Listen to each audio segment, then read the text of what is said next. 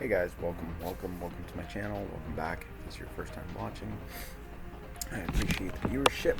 So this is a comparison video between my Tron bike ride and my Felt FR ride on the Casse Pattes Viva La France Stage 2 ride.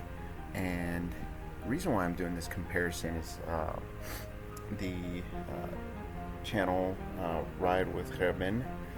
He recommended trying the Tron bike out, and while I'm not a huge fan of the Tron bike, I've ridden it a couple times. I feel like I didn't get any good performance out of it, especially the climbing. I've never raced with it before, and so that was what I chose to do here. Now, one thing you'll notice right off the back is the video on the right with the Felt FR lags a lot. That ride was brutal. It was so hard to keep pace with all the other riders because the lag that I was having that day was intense. And so it's, it is what it is, unfortunately. The better quality in terms of the ride performance is on the left in terms of visual performance versus on the right. But these videos were set up so that way they start at the exact same moment in time, because the crazy part about this ride was the fact that I finished, and you'll see this at the end, I finished about 20 seconds faster on the Tron bike than I did with the Felt FR. Now, for those of you who are unfamiliar with the bikes and their performance statistics, the Tron bike is rated at 3 stars for both weight and aero, and the Felt FR is rated for 4 stars on weight, 3 stars aero, and the DT Swiss wheels are the opposite. They're rated 4 stars for aero, 3 stars for weight. Now, that, for all intents and purposes, means that the Felt FR with the DT Swiss should be a better performing bike. It's, if you average out the stars, it'd be essentially 3.5 stars for the Felt kit versus the 3 stars for the Tron bike. Now, did that make a difference? Obviously not. And I say that because I don't know that it was the bike that made the difference. I believe it was the group itself that made the difference here, because you'll see our average speeds are about the same in each group. I felt good on both rides. In actuality, I felt like I was working harder on the second group with the Felt FR. I felt like I was working harder on that one, and you can see in my power numbers, and just this spot alone, you can see that we are pushing higher. I am pushing higher wattage to maintain my pace. And again, different size groups. The group on the left was a little bit bigger. I believe somewhere around 30-ish people. The group on the right was about 20 people. 19, I think, was the final number crossing the line. And so different size groups, different, dynamics when it comes to pack dynamics. I know Swift just updated that. The irony is the group on the left with the Tron bike, I did not have that update. I didn't have the Tron, or I didn't have the pack dynamic updates versus the group on the right, where I did. And so here you can see I'm working a little bit harder, going into the mid 200s to maintain my pace with this group. We've pushed up the average speed to about 40 kilometers an hour versus the right. We're still hovering in the mid 30s. And looking at where the graphics are at, you can see that we're starting to slowly chip away and get ahead with the group on the left. We're starting to get ahead of the group to the right in terms of where we're at on the map, because I wanted to see whether or not this was a single event scenario where, like, at the Aqueduc KOM or at the Petit KOM or one of the sprints, maybe I thought,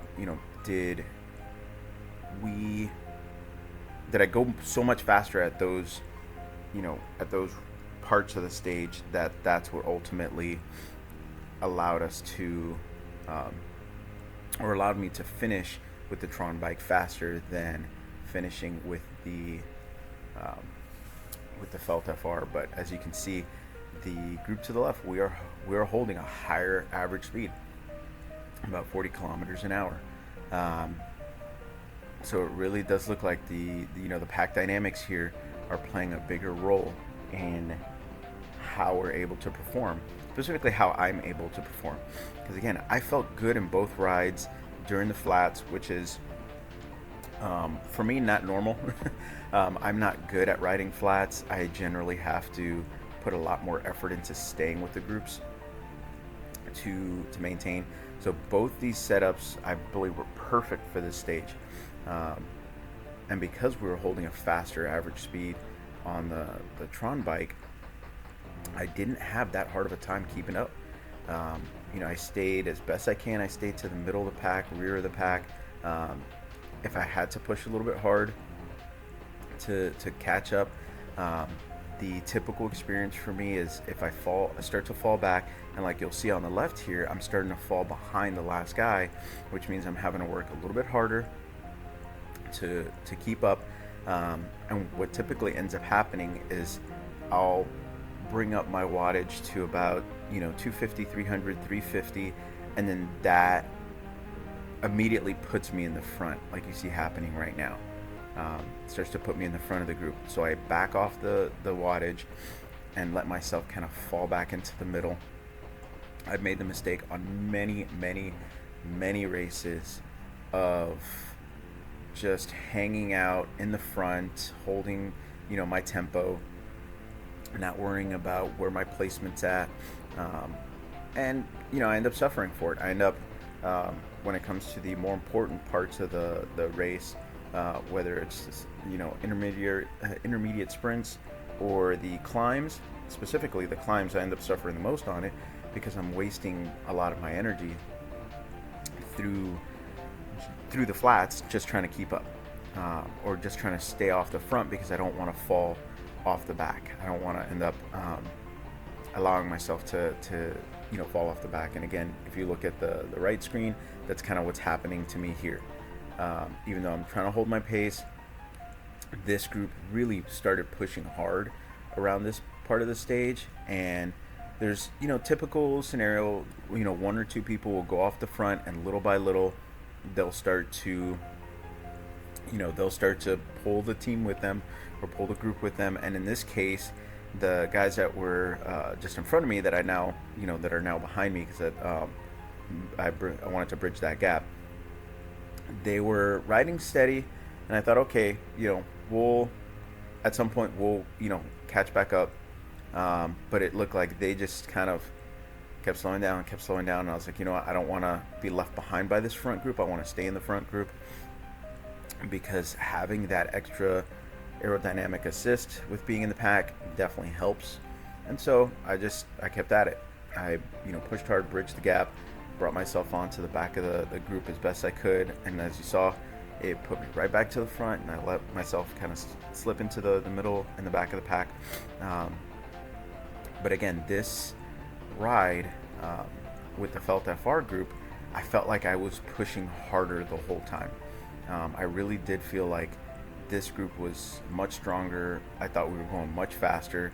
Looking at the videos side by side, I realized, we weren't going as fast as I thought we were. And I really, in just these few, 10 or so minutes that I've been looking at the ride, I do feel like it's a pack dynamic thing. The group on the left with the Tron bike was close to 30 some odd, maybe more people. So I feel like that really made a big difference in how fast we could go and how much power we were required to stay that fast. Because I really did not. I believe at the end I ended up with a slightly higher average wattage on the Felt FR group. I think it was like 219, somewhere around there for the average wattage versus the with the Tron bike it was like 212 or something like that. We'll see that at the end. I'll confirm that at the end. And so not knowing that I didn't have to hold a higher average wattage with the Tron bike, when I was just looking at the data on Zwift Power, I was completely baffled. I could not believe that I performed better with the Tron bike than the Felt FR bike. But again, smaller group with the Felt FR. So these were the races were at the exact same time. They were at the 1:10 p.m. Eastern time, which allowed, so for some reason Zwift, for the Zwift Labs categorized races, the 1:10 p.m. groups are split between 0 to 500 and 500 to 1,000. So they're two completely different rides, or two different races. And because of that, the group that I was in was 300 to 375 versus outside of that specific time frame, the group that I'm in is normally 225 to 400. So very different dynamics when it comes to racing. This group was much, as you can see on both sides, this group stayed much tighter. We had very few people fall off the back. As a matter of fact, in the Tron bike group, we did have a couple small clusters off the back that kind of stayed separated. But the group with the Felt FR, almost nobody fell off the back. A couple people fell off, and that's it. Like the group that got to the Petit KOM was the group that's there right now on the screen. And as you saw on the Tron bike video, or Tron bike side, there was someone that went off the front, put some serious power in to just kind of get a good gap, a good margin going in front of everybody. They ended up staying a few seconds ahead of us, but little by little you'll see we reel them back in, and towards the Aqueduct is when we finally make the catch and become a group again. And yeah, so we're just cruising steadily along right here, and I am going to fast forward this to the next point in time. So right now we're coming up on the first sprint, and I wanted to point out, if you look at my power graph, the Felt FR group, you can see that big spike in the beginning where I had to really push hard to stay with the group, because the group just kind of went out like lightning, super fast. And then from there we kind of kept staying hard, kept kind of pushing the pace. You'll see a lot more yellows, a lot more reds on the right hand group versus the group on the left. A lot more green in the beginning with a couple hard pushes, and then kind of a steady rhythm of green or red and blue, where the red parts were maybe hills or 1-2% hills, and then going back into a steady tempo, versus the group on the right, that pattern is a lot closer together, a lot more greens and yellows in between, because the group on the right just really felt like we're working a lot harder, being a smaller group that stayed together. And then like I said, we're coming up to the sprint here, and as you can see on the top part, the distance, the Tron bike group is already like 0.4 of a kilometer ahead, or so, about 0.4 kilometers ahead, little under 0.4. So we got a good 300-400 meters on the group to the right, in terms of performance. And again, my average wattage was not higher on the Tron bike group, but we were maintaining a faster pace throughout this part of the stage. And you can see, as we start coming up to the sprint here. Now, I not a huge fan of using Powerups, but in this case, I used my Powerup. I was at the back of the group, and I kind of there's a YouTuber that name is escaping me at the moment, but he shared sprint techniques, and he talks about using the Powerup, especially the drafting Powerup or the arrow, whichever one you have. But I used the drafting Powerup to basically push through to the front of the pack, and that ultimately resulted in me being able to cross the line and get first place on this sprint, because even though I wasn't the first official across the line, I did get I did get the fastest time from beginning to end, versus the Felt FR group. I didn't even try. I had the feather Powerup. I didn't want to waste it. I knew the Aqueduc KOM was coming up after this, so I wanted to hold on to that feather as best as I could. Because again, I'm not a huge fan of using Powerups, and it's nothing about being a purist or race dynamics or none of that. I'm in it for the training. I'm in it for the experience. I want to put 100% of myself into these rides, and I do feel like using the Powerups is kind of like 30 seconds or however long the power blast of free effort, and I don't want that. I want to be able to put in 100% effort all the time, as best I can. And in this case, in this race, I did it because the goal was to get top 10. In both instances, I wanted to make sure I crossed the line in top 10 finish, and so I raced how the game is played. I made sure to race race with everything that the game offers, whether it was using Powerups or taking advantage of the pack dynamics, staying as best I can in the middle of the pack or towards the rear where you get the most aerodynamic gain. Doing my best to kind of accomplish that. And so here we go. We're again about 300-400 meters ahead of the Tron bike group. Is about 300-400 meters ahead of the group on the right. So you can see, as on my power graph, as we go up and over those hills, putting out some higher wattage than I normally would. And again, I felt good on both rides. Being able to maintain, like in this case, going up this small hill 1-2%, putting 350 watts down to just keep the group steady, or keep steady in the group. And so here we go up the Aqueduc KOM, which is by far my absolute favorite, because that is, ever since I started watching the Tour de France, watching them go across the Roman aqueducts, it's always been something that I've wanted to see. And so here we go at the back of the group, put my feather to use, end up towards the front. I didn't plan on taking the KOM. My goal was to get ahead of the pack, because I don't know how strong these guys are, or gals, whoever's in the group. I don't know how strong they are, so this is my way of testing to see how strong they are. I sprint up the climb. We'll see who answers the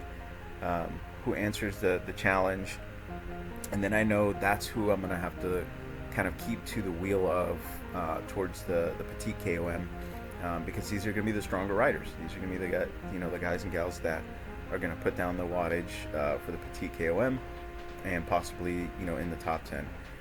So I coast across the Aqueduc, which it was kind of a mistake, because as you see, I fell right to the back of the group, and that hurt me. Same thing with the Aqueduc on the right. In this case, I came up across the line and I intentionally meant to, in the Felt FR video, I meant to cross the line at least in first. I coasted a little bit too much towards the end, so someone passed me right before I got it. So I ended up in second place across the line. for the Aqueduc KOM. But again, I coasted a little too long and ended up on the back of the pack, which required me to put more effort to hang on to the back of the pack than I really should have. So in retrospect, I should have just let myself hold on a little bit longer towards the end of the Aqueduc KOM, so that way as the group catches up, I'm holding on to them going downhill. And a lot of my strategy when it comes to downhill is the fact that I'm 90 kilograms, so I let my weight do some of that work to hold my speed during the descents. But when people, depending on how the person's riding, if they're not using the trainer difficulty settings, so if they have their trainer difficulty set to 0 and they're holding 250 watts or 170 to 200 watts, whatever they're putting, that's gonna allow them to coast a little bit faster because they're maintaining that steady pace versus me. I'm letting my body weight pull me down the descents, and sometimes that doesn't work out well. I end up slowing down a bit more than I like, and end up losing speed or allowing other people to catch up or falling off the back of other people while they're descending. So that's something I'm working on, making sure I'm holding on stronger during the descents, so that way I can maintain my pace. So as you can see here, we're still about 300 meters or so on the Tron bike group ahead of the Felt FR group, and that seems to be the distance that I end up holding through the rest of this ride. And just again, if you look at my average wattage on the flats here, we're not pushing that hard on the Tron bike group. I'm staying in the upper 190s, low 200s, sometimes drop into the 180s, versus the group on the right. I'm having to I was prior to where I'm at now, I was in the upper above 200, which put me into the front of the pack, and then having to slow down a bit more and drop my wattage to maintain, keep myself in the middle to the back of the pack here. But again, because we're a smaller group, that was really hard to maintain that. And what ended up happening is I ended up on the front, and I saw that the group was not, I was holding about a little over 200 watts. The group was not going that hard. So at this point, I'm constantly shifting up and down in my chainring to find a good rhythm where I'm not putting out a lot of power, but I'm also staying on the group. And so that was kind of a struggle for me at this point with the Felt FR versus the Tron bike. I was not shifting as much. Right here, I have a Shimano 105 group set with a 5339 front chain rings and a 25-11 back cassette, and so that staying on the 53 front chain ring, I felt like I did really good, and was able to maintain a steady tempo, not have to change too many gears when it comes to some of the smaller hills.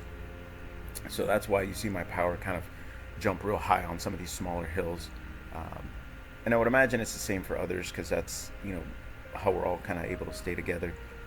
But so here we go. We're coming up to the Petit KOM, which is I gotta say, this stage I'm not a fan of, primarily because of the flats. Like I said before, I'm not a fan of these long flat stretches. I feel like I end up wasting a lot of energy doing that tempo pace. And so as we get to the Aqueduc, or get to the Petit KOM here, we just started, we're just getting into the climb, and I'm doing my best to hold on to the rider in the front. A couple more people pass.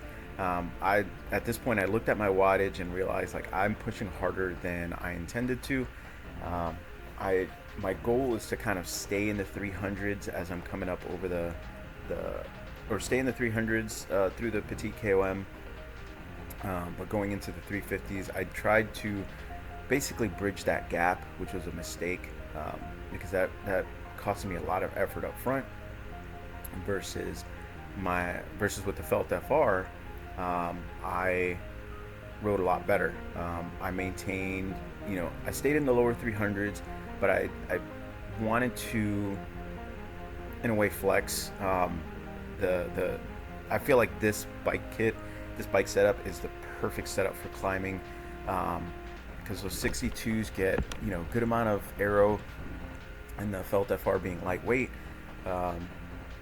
really, I can really, perform on the climbs. And, you'll see at the end of the Petit KOM, I ended up breaking my PR by a few seconds with the Felt FR on this ride, which normally the only PRs that I break on these races are the sprints, because as a group we tend to go through these sprints faster than by myself. But being able to break a PR that I just recently set, I averaged 275 going up the Petit KOM. So to be able to break that in an actual race, I felt, I was really excited about that. I felt good, and it just meant that I was, the strategy and the not just the gameplay strategy, the racing strategy, but also my fueling strategy was spot on with what I needed to do. So I'm going to do that more often when I'm racing. And so you can see here on the flat parts of the climb, I have a tendency to lose a lot of power. And so that's where, these guys start making the catch, and they end up passing me on this part of the climb, because my focus was not to push that hard, but I wanted to stay in the front group. And so because I wanted to stay in the 300s, low 300s, that's kind of what I did here on the Felt FR side. I did my best to kind of stay in that range. I felt like I can hold that tempo a lot better now versus a few weeks ago I couldn't, and just keep working up the climb. And so looking at the Tron bike side, I did fall quite a bit behind some of the people here. I think by this point I was around 8th place, so that was the focus for the Tron bike. I wanted to stay there. I didn't want to fall too far behind, because I knew if I did, I wouldn't end up with a top 10 finish. And so I did my best to stay on the two riders that are in front of me, but my average wattage here was much worse.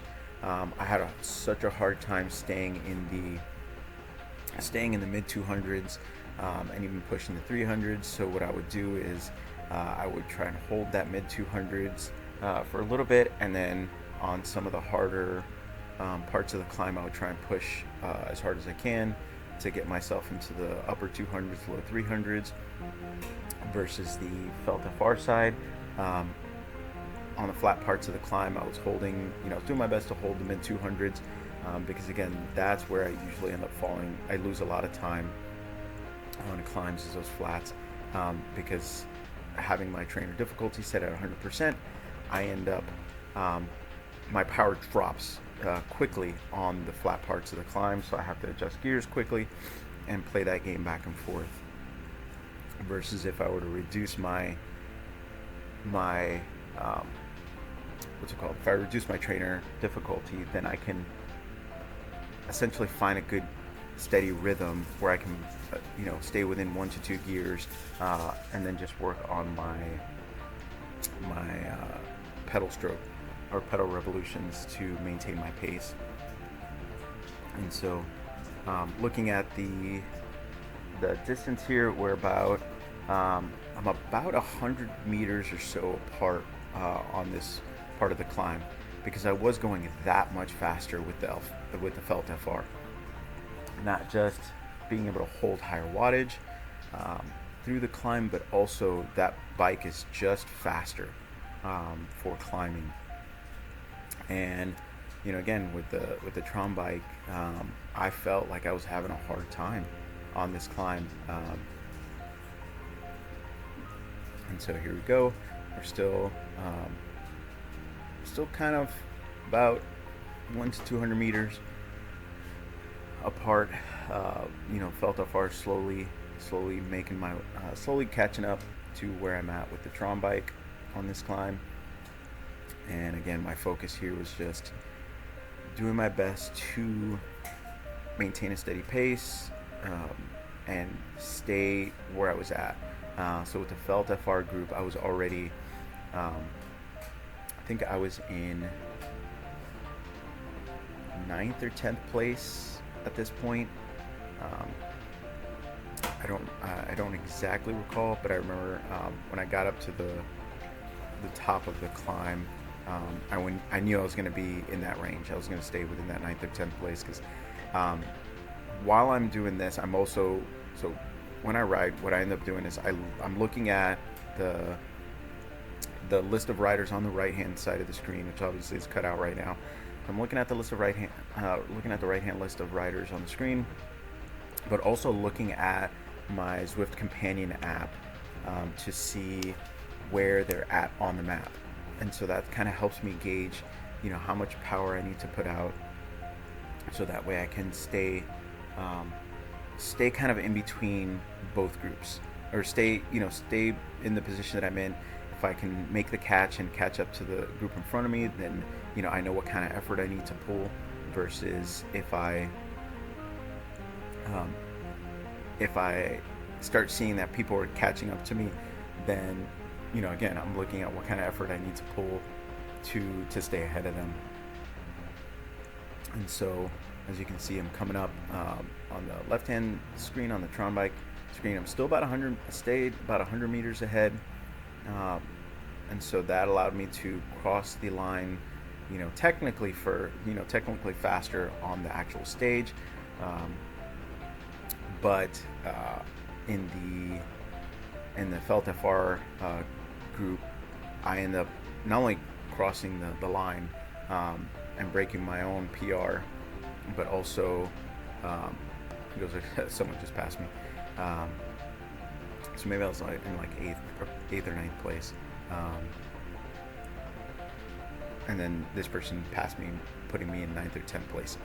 And so as I'm going through the descent here, my focus was getting through this. I wanted to coast as much as I can, but on the Tron bike side, I didn't have. I had a good enough gap from the people behind me that I knew I could maintain that. Didn't really push hard. Trying to use, again, stay in the aerodynamic position, letting the game, kind of let me coast down as quickly as possible. Now, having a heavier bike on the descent is definitely a plus, as that really, it really gave me the ability to kind of coast a little bit more than I did on the right side with the Felt FR. Even though, again, I'm 90 kilograms in both videos, so on the Felt FR side, I had to put a lot more effort to stay where I was at. The riders that I was in between, I was 7 seconds from the rider in front of me and behind me. So I was perfectly in between both of them. I did not want to lose my place. Again, my focus was top 10 finish. So I put down the wattage I needed to put down in order to do that, in order to maintain that speed and distance between the riders. I was doing the same thing on the Tron bike, looking at the riders behind me, looking at the rider ahead of me. I knew that I was actually very exhausted after the Petit KOM on the Tron bike, so I was gonna do my best to just stay where I was at. I was in 8th place, and I knew that's where I was gonna cross the line. So that was my focus, was to defend my 8th place finish and do whatever effort I needed to do on the downhill in order to get there. So here I am coming up to the final sprint, and as you can see, descending with the Tron bike, even though I wasn't putting out as much effort as I was with the Felt FR, I end up again about 200 or so meters ahead of where I was at with the Felt FR. And so Again, I'm on the Tron bike. I'm in 8th place. I knew I was going to be in 8th place. The rider behind me was starting to catch up a bit. The rider in front of me was way far ahead. I knew I wasn't going to catch them. And so with the rider behind me coming up, staying within 40-ish meters of me, I knew I was going to need to push one good effort to get across the line before they did. So that's exactly what I did. I gave what I got. I got up to about almost 700 watts and just coasted across the line. So that way I ultimately defended my 8th place finish. And with the Felt FR, I knew I was going to have to sprint the whole way through. So as you can see here, I'm up over 750 watts to keep myself in that I think 10th place finish when I crossed the line. So I had to put much more effort. And so here we go. Yeah, 10th place. And again, I finished 20 seconds slower on the Felt FR than the Tron bike. So that's it, guys. I hope you enjoyed this breakdown and seeing what the difference is when you're riding two different bikes, two different groups, same exact stage, same time frame. And really what I came away with this is, the Tron bike is definitely a good race bike, and now I see why more people use it for racing, because having that extra weight for the descents really helps maintain a good speed, versus having that weight on the climb makes it much more difficult to hold those climbs. But it's a good combination where you can hold on to groups a lot easier, but at the same time you get a good acceleration for sprints. One of the reasons why I ultimately decided to ride the Tron bike for the race was because I had broken two of my sprint PRs with the Tron bike by a handful of seconds. So I thought, hey, if I can beat my personal best, considering when I set them I was using much faster bikes, then why not give it a shot in a real race. So I think for a race like this, where there's not a lot of climbing, a couple hundred meters of climbing, lots of flats, lots of hills, I think this is a perfect bike for that type of racing. As you can see with my Felt FR, I did really good, especially on that climb. But again, I do feel like I was working harder, and I could see it on my average watts. I was working a little bit harder to stay with the pack. Now again, that comes down to, we had a much smaller group on that last or on the Felt FR group. It was a much smaller group altogether versus the Tron bike group. So I'm going to keep kind of doing these types of races as I can, especially if I can do them in the same week, back to back, so that way I can really dial in what bikes I want to use for different styles of racing. Obviously for climbing, the Felt FR is going to be the best bike for me, and then for other races where it's kind of flat and or steady hills, especially if there's a decent amount of undulations, then the Tron bike is probably going to be a good bike to use as well. So that way I can take advantage of the extra weight going downhill. So there you go. Appreciate it. Hope you enjoyed. Again, every rider's different, every race is different. I really do feel like the pack dynamics played a big role in how I performed in each of the races. So I will continue to ride, continue to test, and hopefully continue to showcase the work that the developers have put into making Zwift more enjoyable. Take care.